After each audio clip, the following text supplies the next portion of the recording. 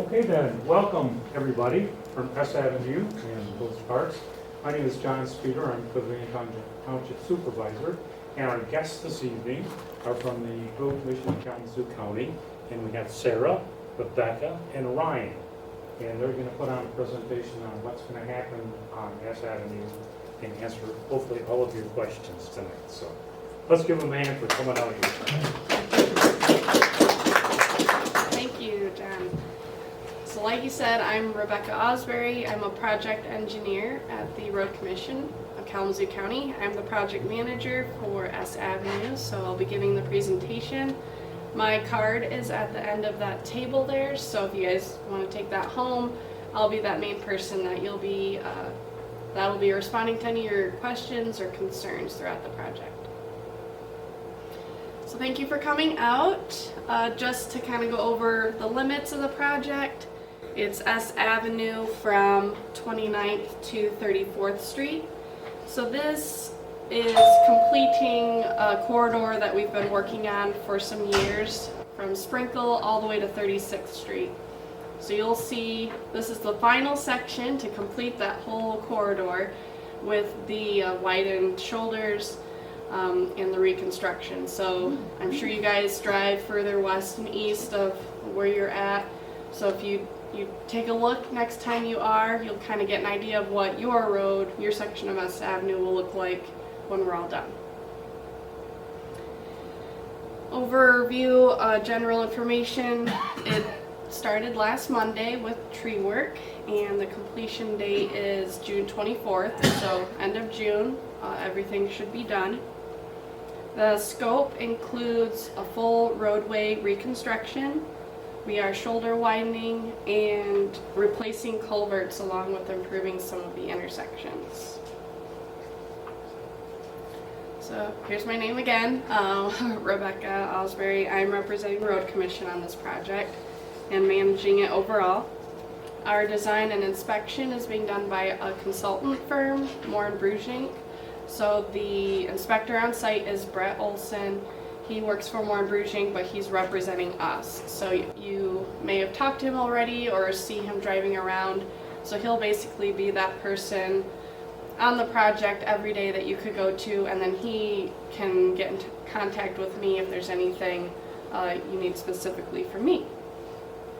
The prime contractor is Lakeland Asphalt out of Battle Creek.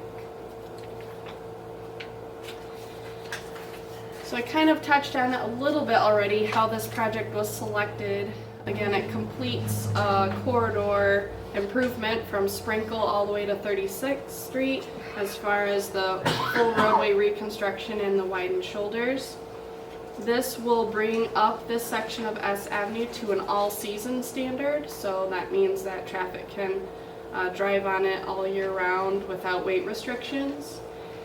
And that will connect that dot there on our all-season network between 29th and 34th. So now from Sprinkle all the way over, the trucks can drive on it all through the frost thaw season.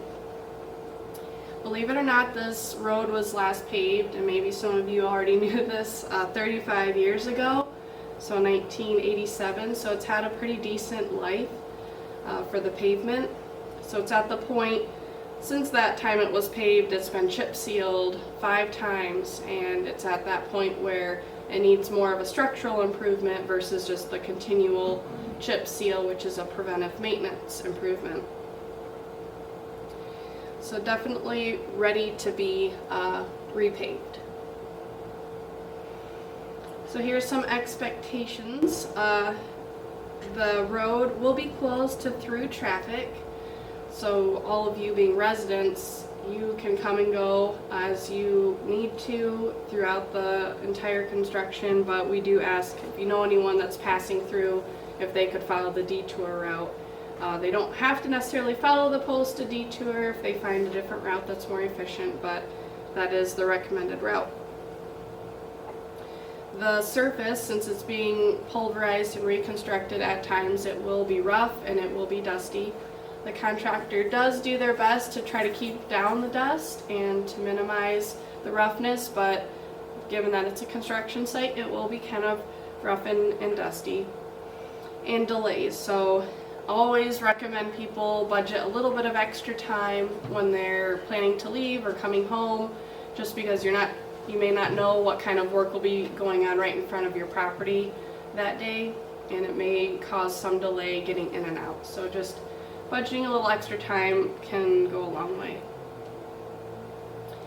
And with the road reconstruction process, it's called a crush and shape, which means we're utilizing the existing roadway asphalt as part of the new base in the new road. But this will mean that we're raising up the road elevation, or the road level, a little bit, a few inches, which will require us to need to transition everyone's driveways and yards to that new road elevation. So with that, there may be some bumps to get in and out of your driveway, but by the end, everything will have a smooth transition up to the new road elevation.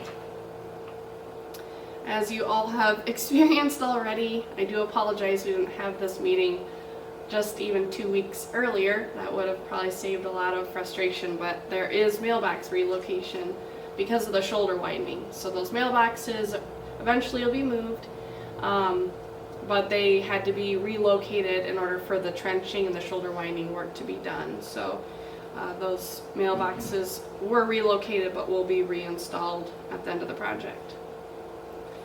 And again, with the transitions to the new road elevation, lawns will be disturbed near the road edge, but everything will be restored at the end with topsoil and grass seed to try to bring it back to what it was before. Please note, with the lawn disturbance, we do have a policy that does not allow private sprinkling systems in the public right-of-way. So if you do have those, if you want to salvage them, you'll need to pull them back and get them out of the way before the construction comes through. But we do not allow those within the right-of-way. If you're not sure what right-of-way is, it's typically 66 feet or 33 feet from the center line of the road into your property. So that's a good rule of thumb to kind of measure that out and know where you could put those sprinklers back at. Alright, so I did a couple slides on mailboxes because we have received several calls. It is a common practice in projects where there is widening to relocate mailboxes. So there's 3 different locations. I'm sure you guys have already figured this out, but just in case you haven't, there is, for those that live between 29th Street and the double railroad crossing east of the dairy farm, those are located on 30th Street, or also known as 31st. A little bit of confusion on that street name, but we'll be correcting it with the project. Those that live between the double railroad tracks and 33rd are located on 32nd, and then those between 33rd and 34th are located on 33rd. Another item related to mailboxes are posts. So mailbox posts, per safety standards, need to be a breakaway material. So the standard 4x4 wood post is like a breakaway. The reason for this is if a car were to swerve off the road and hit that mailbox or the mailbox post, it would break and not enter the vehicle and potentially harm or kill the passengers. So there have been noted by our permit agent at least 4 addresses. So if you see your address on here, those posts will be replaced with that 4x4 breakaway, because what's currently there could potentially damage or harm life. If you are one of those people, feel free to see me afterward. I can explain more if you want. But that's part of the project. It's not like you're getting charged. We're just going to replace it. Alright, here's schedule. A lot of people are curious to know kind of the flow of the project. So tree work's already been done, as you guys have already seen. Shoulder winding has begun and will continue for a week or so. That'll be followed by the placement of gravel on the road and the pulverizing of that existing pavement along with that new gravel material. Then culverts will be replaced. There's a handful of those on this job. And the most complicated one is probably the one that connects the lakes and the curb. Then there'll be ditching and curb installation. Just the curb is just at some intersections. Then we'll have paving, and last is guardrails, signs, restoration, and pavement markings. So all in all, end of June, things will be wrapping up. The next few slides, as you have in the handout, are just kind of examples of what the work looks like. So tree work, you guys already saw that happen. Shoulder winding, they've had their grader out there taking out the topsoil and pushing that off, and a similar machine will come to trench down to the depth that we need to put in that full sub-base, base, and then the asphalt on top for the shoulders. Next will be the gravel placement on the existing surface. So it's kind of weird that we put gravel on the asphalt or the pavement, but after that is when they take the pulverizer, they crush it all into small chunks and then mix it to make your new base for your road. So this is a really, really good way to create a solid base for the asphalt, which will help to extend the life of that pavement even longer, just because it has something good that it's sitting on. So there's a picture of what the material kind of looks like after it's been pulverized and mixed. Culvert replacements, those will go in next. And we like to note with the culvert work that will require a full closure, a hard closure. So because it crosses the whole road, that's when you guys as residents may have to detour around if where you're going to has a culvert replacement. So we do, at the end I talk about Rckc Connect, which is a way you can get updates, and that will tell you when they'll be doing the culvert work, so you can budget a little more time in case you have to take a long way around. But those have to get done with closing the whole road, but you'll still be able to get in and out. It's just you may have to go a longer route. So at the end, as I mentioned, with the added gravel and the crushing, pulverizing process, that can increase the elevation of the road up several inches to higher than it is now. At the intersections, we'll be putting the concrete curb in. That helps to delineate the intersection, makes it a little bit more visible at night, and can help with drainage as well. And then here's a picture of paving. So with this project, we have 3 2-inch layers of asphalt going down. And you'll see the trucks come and put that first layer of asphalt and it'll all look black and done, but we have 2 more layers to go. So keep that in mind. You're gonna see that paving crew go by 3 times to put those 3 layers of asphalt down, and that can take several days since this is a long project. Gravel shoulders will go on after pavement's done. And I believe on this project we had 3-foot paved, 1-foot gravel shoulder. So that'll be what's widened beyond what you see there now. Then signs will all be updated. And overall at the end, like I said, you can drive west and east of this project along S, and you'll kind of see what it's going to look like with that widened shoulder and improved drainage and new road surface. So something a little different with this project. Normally we will chip seal a new asphalt road or primary road the year after we pave it, and that's for a preventive maintenance measure. So the sooner you chip seal a road after you pave it, the more life you actually get out of it in the long run. So with this one, we're actually chip sealing it the same year. So you're gonna see our chip seal crews come, and everyone loves that nice smooth asphalt and hates when we chip seal it because it gets rough again. But we're actually doing this not only for preventive maintenance, but in this case we're doing it as a safety improvement because it actually adds some friction to the surface of the asphalt. So new asphalt with the oils, it can be a little bit slippery in the rain, so this should help to add a little bit more friction to the road surface for safety. Last step is usually pavement marking, so they'll have restoration and then pavement marking will go on. So when you see these go down, you know you're at the home stretch. Alright, so that's pretty much the project in a nutshell. Here we have a slide on Rckc Connect. So this is our way that we try to communicate with the public on our projects or road closures, different information that may affect you when you're driving on our roads. And you can sign up for this. It will send you a text message or an email, and you can sign up for just your township or the whole county or certain townships maybe that you work in. But it's a really cool tool that I definitely recommend. We try to send out the update every Friday, so that way you're just getting one a week.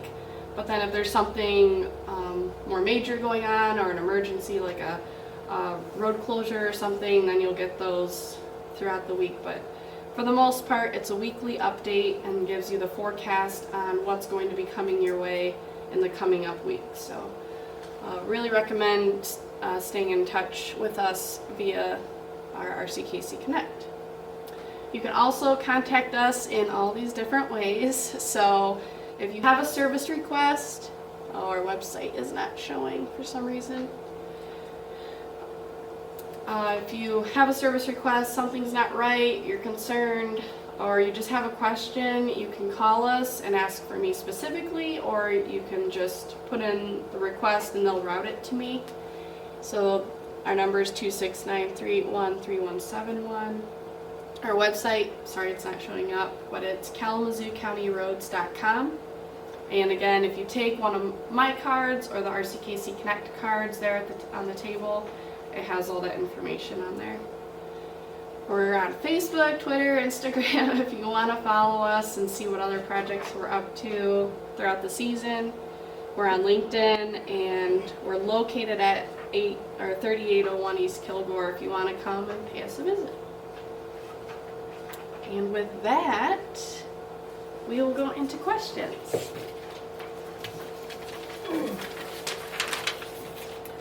Yes.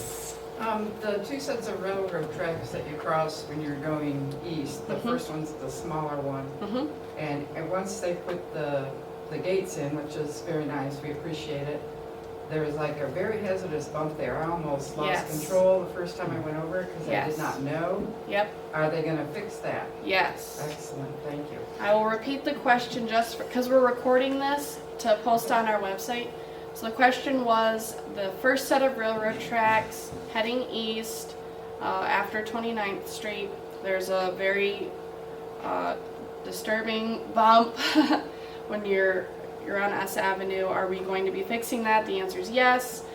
Both railroad tracks, we are doing some additional what's called wedging or extra paving to help with smoothing out your entry and exit into those ramps. So we're doing as much as we can to help with that ride quality. Any other questions? Yes. What are we going to be doing for the supers and the corners? Are they going to be a little bit more severe, better? Of course. But, Yep.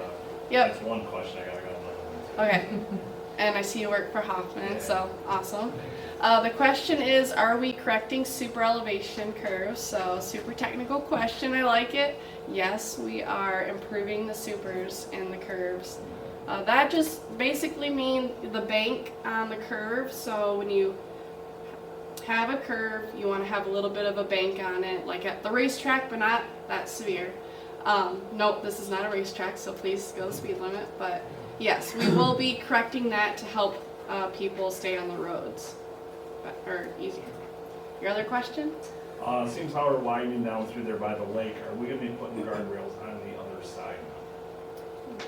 The question was, are we putting a guardrail on the other side of S near the lake? Because there currently is guardrail on the one side. So on the south side, the guardrail's staying. On the north side, I believe the slopes were still gradual enough where we wouldn't need it, but I can double check the plan. The only reason I'm asking because everybody parks there right now. Yes. And it's dangerous coming around the corner. And if we're gonna be taking that much more of the side of the shoulder, they're gonna be parking, Yeah, and it's gonna be just like Pickerel. You come around the corner, yep, and I'm speaking for myself that lives on the lake and actually is on the lake. yeah, I mean, I personally would like to have the guardrail up. Yep. And I don't know who else is here on the lake, and, Yep. she's here. I would love a guardrail there. Because So we dangerous come right around the there. corner there, and you don't know who's gonna be walking out. You don't at see what the cars time. until you're on them. Right. Yeah. yeah. And then I got another one after that too. Okay. Sorry. So guardrail is used for when there is a steep slope off the edge of the road, an unrecoverable slope. And if I'm remembering correctly, and I'll check the plans maybe after the questions are done just to verify, I don't recall there being an unrecoverable slope off the edge of the road. Do you remember if I don't think we were putting in guardrail for the parking issue. We don't use guardrail for parking issues. Right. So that would have to be resolved in a different manner, which Cause I know you're gonna have issues with widening it now. I mean, it was Yeah. barely enough room for people to get off the Yeah. shoulder as it is. and there was then always now that someone you're going fishing over there from whenever there. I went out. Right. So yeah, I'll write that down and just see if there's anything else we can do to help with that, because again, guardrail isn't used for Right. having I people just not see park in the there. future, I see a problem. Yeah,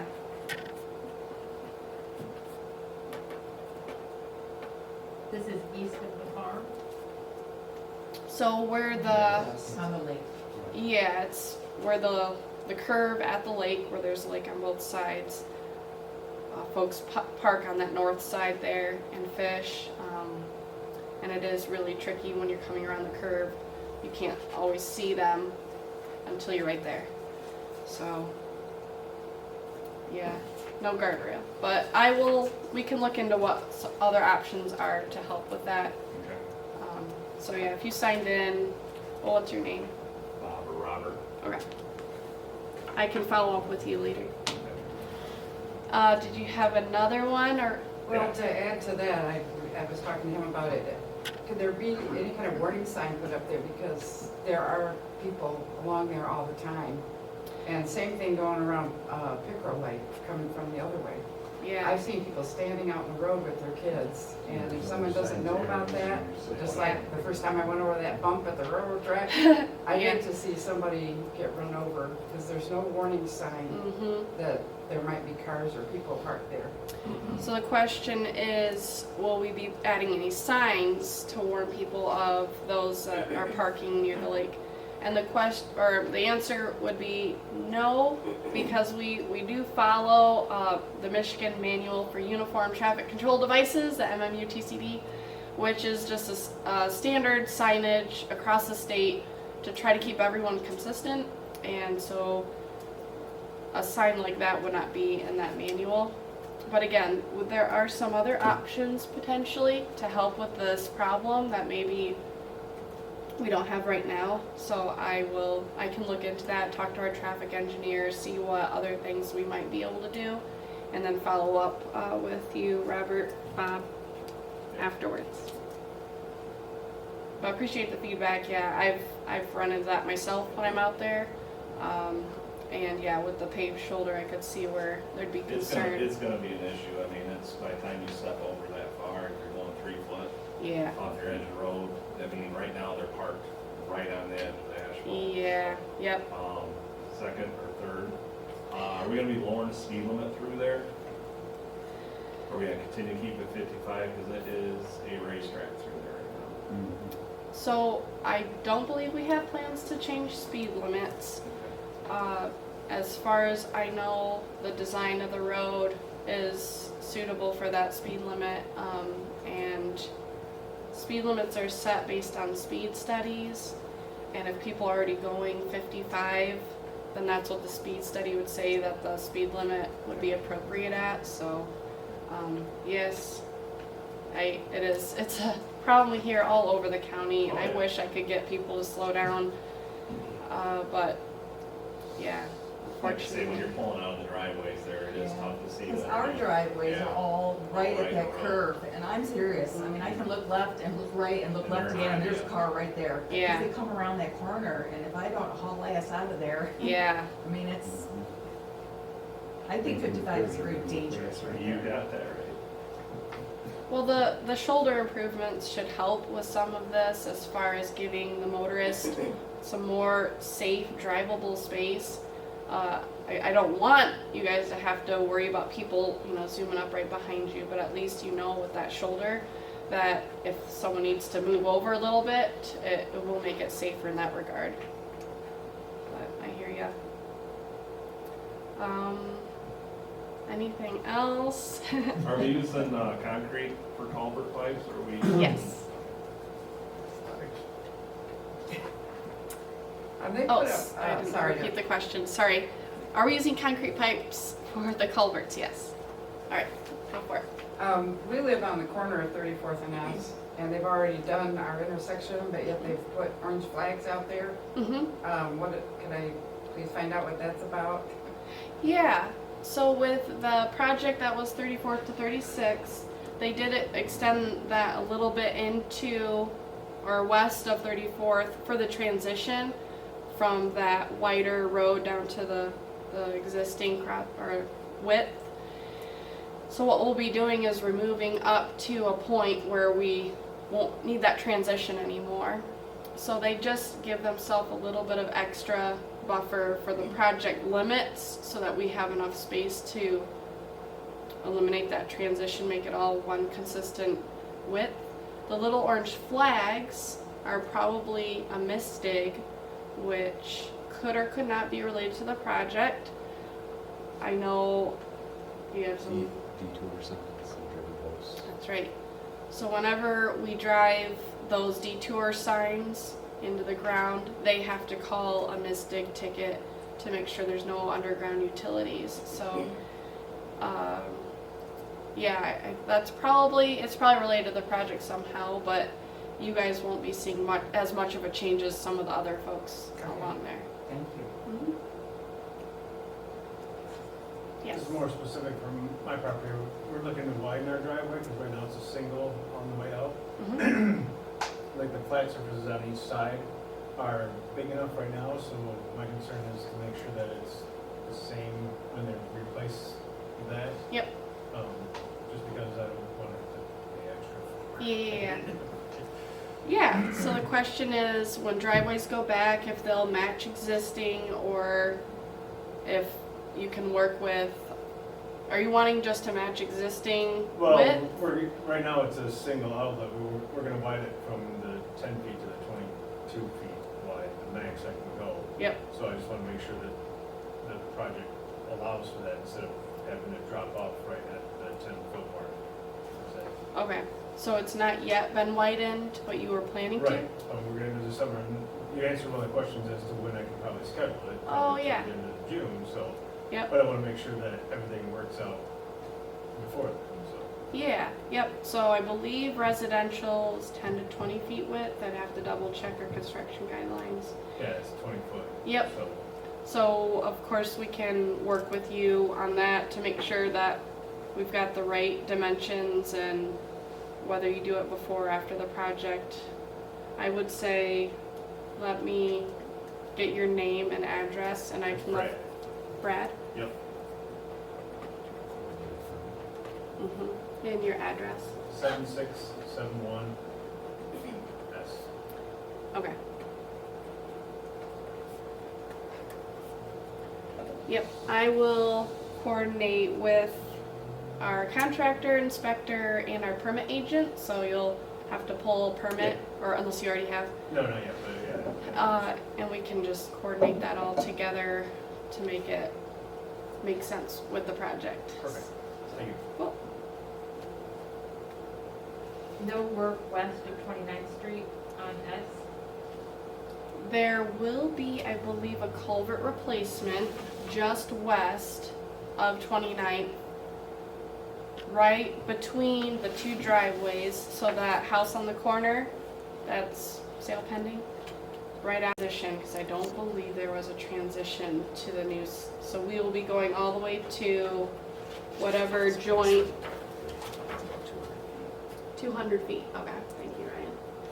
So we are going west, all the way until you see that widened shoulder, to make sure that we're making that consistent width of the road.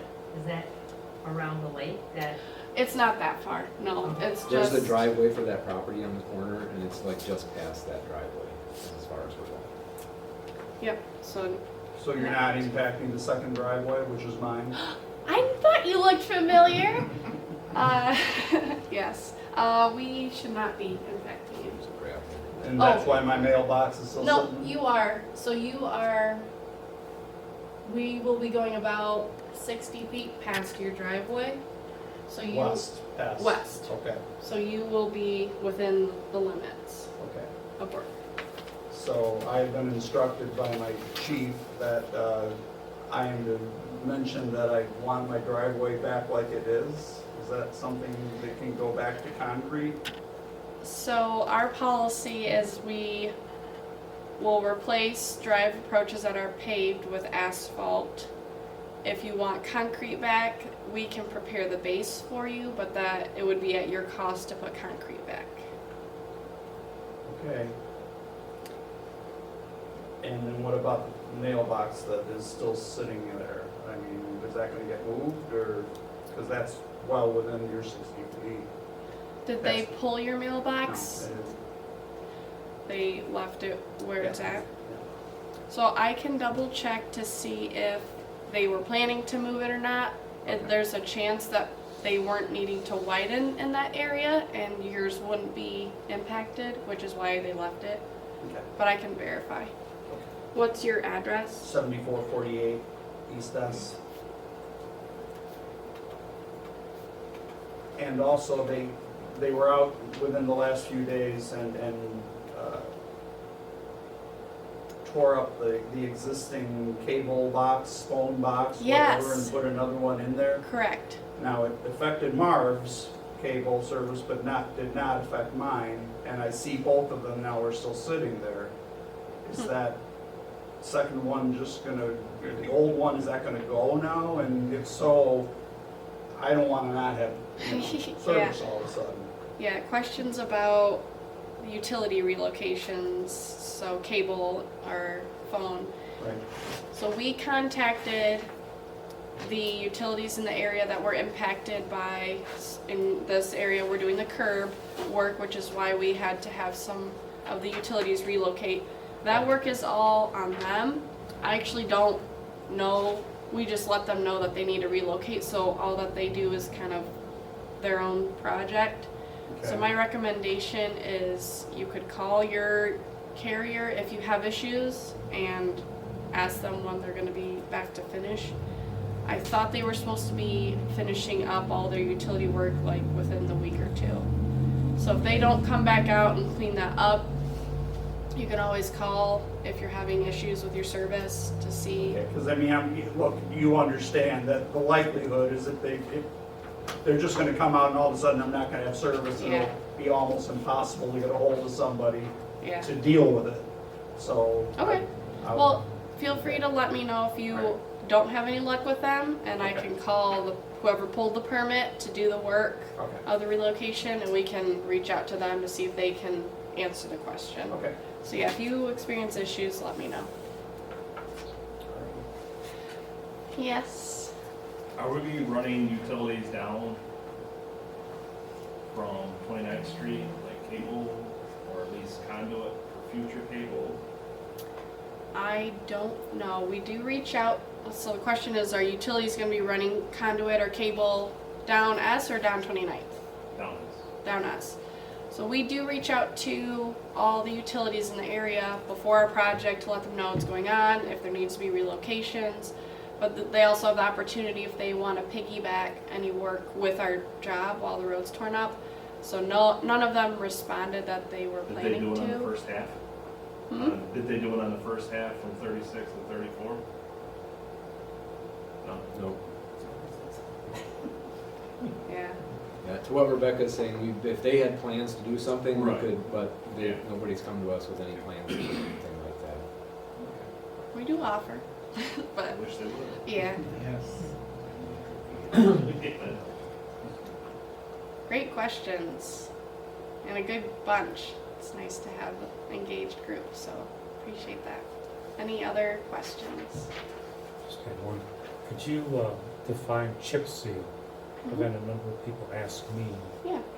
about what that is exactly. I mean, we've all seen it, Mm-hmm. but if you could define that, Yeah. that'd be helpful. Yeah, so question is to define chip seal.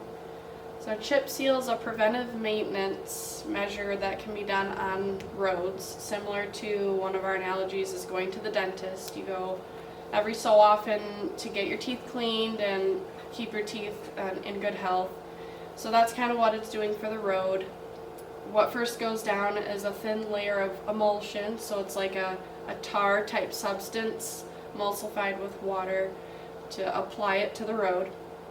That will go in and seal the cracks and kind of put like a sunscreen on the road to help protect it from the sun and the weather. And then the chips that go on top of that are actually there to just help us drive on that emulsion. So it helps protect that emulsion, keep it there on the road surface, and allow us to put traffic on it right away. Sometimes we do a fog seal, which is another very, very thin layer of that tar-like substance to kind of seal in all the rocks that we put down, the chips. And also just provides another extra layer of that. Again, that emulsion's what is preserving the life of the asphalt. So it's a very tested and proven method of helping preserve asphalt longer so that we're not repaving quite as often.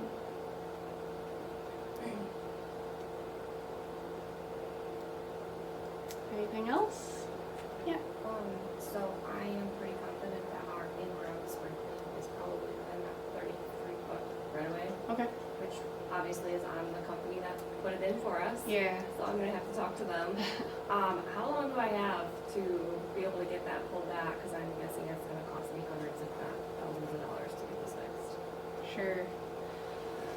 I think what I could do is recommend our inspector to try to pay you guys a visit perhaps, or if you're able to like put little flags or spray paint or some way of marking where your sprinkler line is, he will be able to verify if it is going to be in the way or not. And if so, what you could even do is just dig it up, pull it back, and just kind of tie it back out of the way. And then when we're done, I didn't say this, but you can put it back. I just don't want to end up spending thousands of dollars to get it fixed and just Yes. ripped out. Yeah, what I've seen happen a lot, again, is people will pull it back, and then when we're gone, what happens in Vegas, so. Yeah, that would be great to know, though, for sure. If it's- Yeah, if you give me your address, It's 9698 East. okay, sprinklers.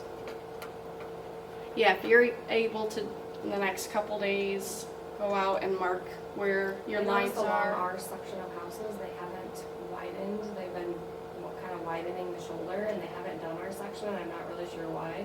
We Okay. did put flags out there. Oh, you did? So- section. So maybe that's why they haven't done it yet. Okay. Yeah, I'll let him know if you guys can mark where those heads are or your lines, then he can go and verify whether or not that's going to be in the trenched width. And then from there, you guys can kind of figure out what makes the most sense for you. Okay.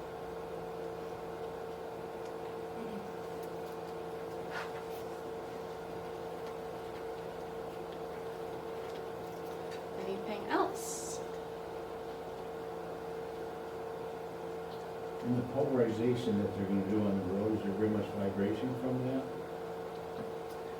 I've not heard of many people complaining about it. I think what you might feel more is maybe the rollers for the asphalt compaction, because they have vibratory rollers. But for pulverizing, I have not heard of that being very disturbing. You might consider that. Have a black poplar piece through on front of the hay barn. And the trunk was totally rotten towards the road, and they told me they were only about 8 foot, anything to 8 foot. I got the old farmhouse with the wooden silo, Okay. and then the section of the trunk that faces the road was totally rotten. Sorry. You might want to look at that. So your concern is for That rotten tree, the rotten tree, and 9367. 9367. And you're worried about vibrations moving that rotten tree? And, yeah, and to fall on the road or on Okay. a brand new road. Okay. They say it's already rotten, and it's like towards the road. Yeah, we can check that out. Yeah. It's at the very west end of the property. Okay.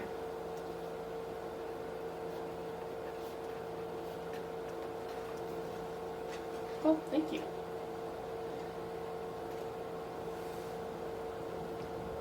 Yes. I told them to leave one of my oaks that they took out, which they did. The only problem is they left another tulip poplar, which I didn't want. It's a pretty good size. Oh no. So if you can just let them know. Yeah. And the guy, my wife was home at the time, and he said, I don't know which one is which. And I thought, Oh, okay. But anyway, it's a good sized tulip poplar if you can just leave that out. Okay. Sure. What is your? I don't think I have your address. 8975. Sorry about that. No problem. I can paint it. I'll paint it pink so he knows which one to take. Yeah. Okay. Yes. I have two questions that concern our corner, which is already done, so I didn't know if you wanted me to bother you with them now or wait till after you're all done with S Avenue. Yeah, that's a good idea. Well, if we have any more project related questions, we can bring them up. But yeah, if people need to go, feel free to leave, and then we can talk about service requests unrelated to the project after people are able to go. So, any other project related questions? I guess. All right. Well, thank you all for coming. I really appreciate it again. Thank you. Good to see you again. Good night. Good night.